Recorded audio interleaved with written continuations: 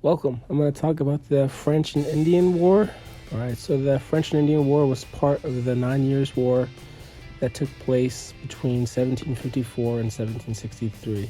It was fought between France and Great Britain to determine the vast colonial territory of North America, including modern-day United States and Canada.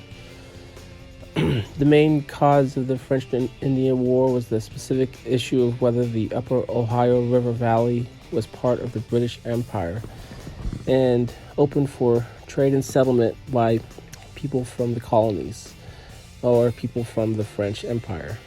A lot of the French colonists and British colonists were at odds with one another. Of course, it ended with a victory of Great Britain. And as a result of this, Great Britain won all of Canada, and France basically had to relinquish all claims east of the Mississippi River.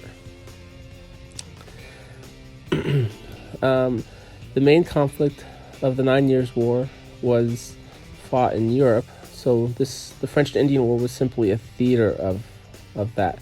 A theater that had great importance to North America, but less so to Europe.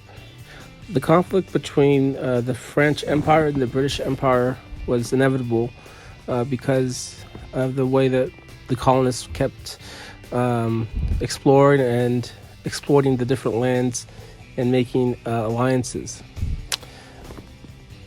Also known as the 7 Years' War, the New World conflict marked another chapter in a long imperial struggle between Britain and France. When France's expansion in the Ohio Valley brought repeated conflict with claims of British colonies, a series of battles led to the official British declaration of war in 1756. Boosted by the financing of future Prime Minister William Pitt, the British turned the tide with victories at Louisbourg, Fort Frontenac, and French-Canadian stronghold of Quebec. At the 1763 Peace Conference, the British received territories of Canada from France and Florida from Spain, opening the Mississippi Valley to westward expansion. The French and Indian War had a huge impact on the American Revolution that was to follow in the following decades. Because of the debt that the British incurred by financing the French and Indian War, they levied taxes on the American colonists, taxes that the colonists were not used to and did not accept.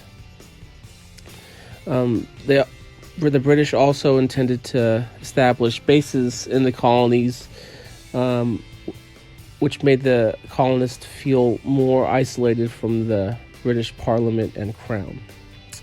In 1765, Parliament passed the Stamp Act to help pay for the war debt and the army presence in the colonies, and this further inflamed tensions on the North American continent.